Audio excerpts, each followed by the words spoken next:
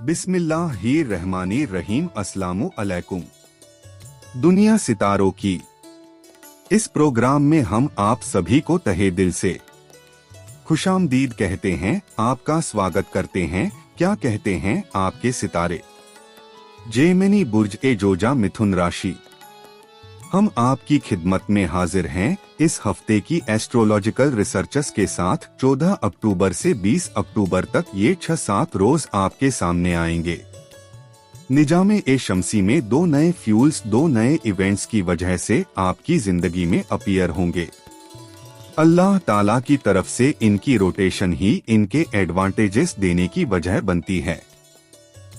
सूरज अपनी मंजिलें तय कर रहा है, कभी रोशनी देता है, कभी अंधेरा देता है। रोशनी भी हमारी जरूरत है, अंधेरा भी हमारी जरूरत है। चांद अपनी मंजिलें तय करता है, कभी कम होता है, कभी फुल हो जाता है, वो भी हमारी जरूरत है। अल्लाह ताला ज्यादा अच्छा इल्म रखते हैं, उन्होंने हमें यह सब चीजें बना कर दी हैं।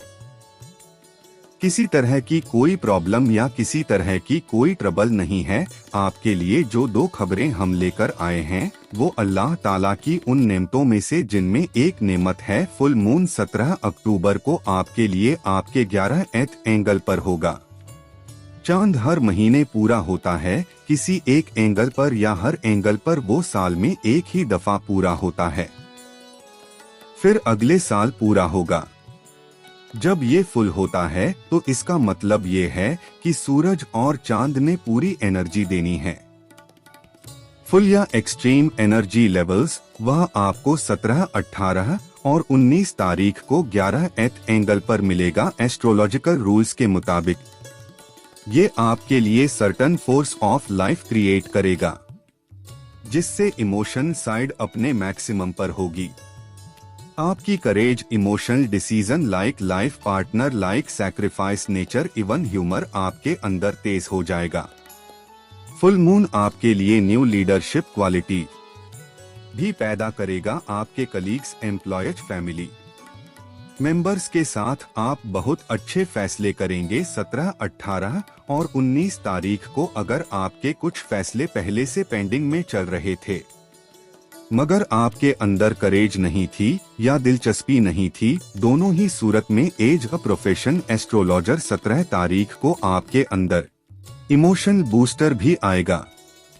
साथ ही आपके अंदर वो जो एक जज्बा होता है किसी काम को दिलचस्पी के साथ करना का, वो भी पैदा होगा। चांद पूरा आपके 2nd हाउस को भी रिप्रेजेंट करता है। 2nd house is a house of money making, it is a house of career, it is a house of some material advantages, it is a house of job, it is a house of multitasking for the financial freedom. इसलिए 17, 18 और 19 अक्टूबर को होने वाले fair आपको material भी smooth करेंगे। आपकी जरूरतें और ख्वाहिशें दोनों के लिए ये बेहतरीन वक्त होगा।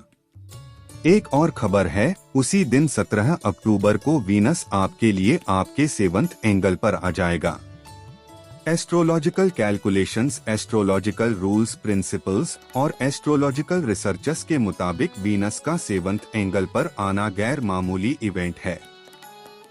आप रोज देखते हैं जैसे सूरज लेट से सुबह तलू होता है मशरिक में, तो हमने उस चीज का नाम रखा हुआ है सुबह। ये एक उस सिचुएशन का नाम है जब वो मशरिक में होगा, इसलिए हम उसे सुबह कहेंगे। लेकिन जब वो बिल्कुल सर पर होगा हम उसे दोपहर कहेंगे। जब वो शाम में दूसरे किनारे पर चला जाएगा तो हम उसे शाम, उस सिचुएशन को शाम कहते हैं। जब वो गुरूब हो जाता है तो हम उस सिचुएशन को रात कहते हैं। ये सब सिचुएशन उसके बिहेवियर को रीड करने के लिए हैं। जैसे ही आप किसी को कहेंगे कि इस वक्त रात का टाइम है, दूसरा जो सुनने वाला है वो फौरन समझ जाएगा कि रात क्या चीज होती है, क्या बिहेवियर है। प्लेनेट से रिलेटेड सूरज का गुरूब होना रात कहलाता है। रोशनी नहीं मिलेगी, साफ पता है कि जब भी सूरज गुरूब होगा रोशनी नहीं मिलेगी।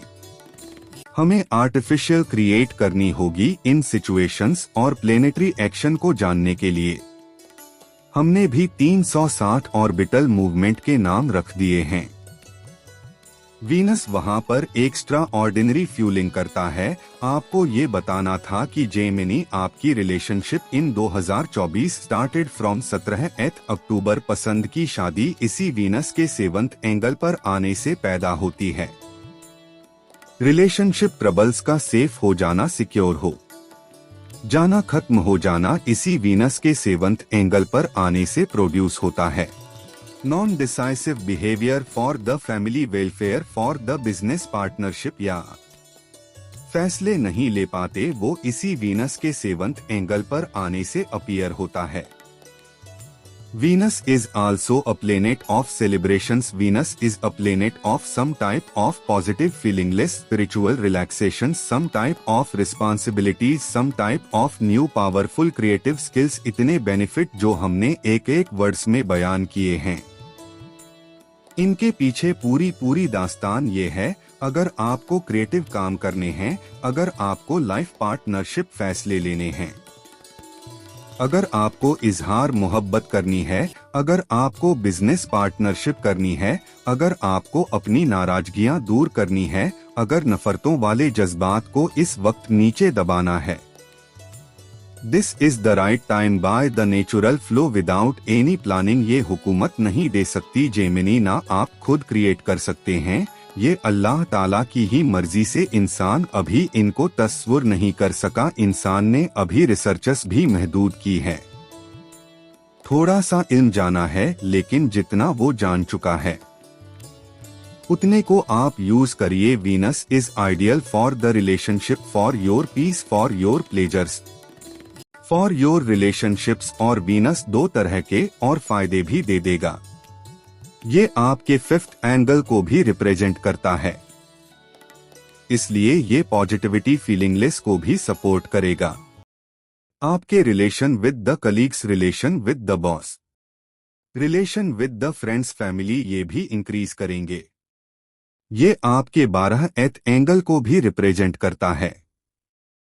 वीनस अगर 12th एंगल को रिप्रेजेंट करता जैसे कर रहा है, इसका मतलब ये है कि आपके अंदर रियलिस्टिक लेवल्स भी क्रिएट होंगे। आप हकीकत को मद्देनजर रखते हुए फैसले करेंगे। कुछ पुरानी मतलब पिछले हफ्ते की चीजें चलती आ रही है।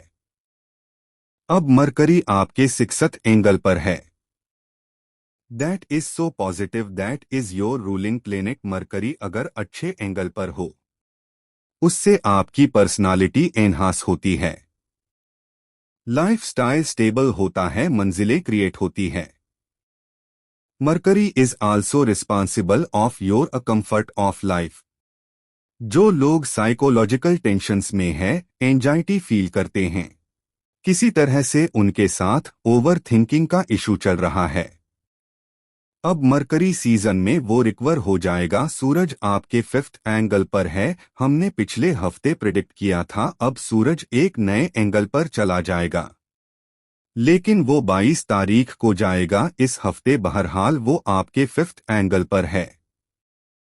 That is your leadership quality, that is new way outs, that is your immigration travelling sector. Jupiter पिछले हफ्ते आपके 1st एंगल पर रेट्रोग्रेड हो चुका है, इसलिए आप केयरफुल रहे, ज्यादा डिपेंड अपनी सलाहियत पर करिए। आपका लकी फैक्टर इस वक्त कमजोर है।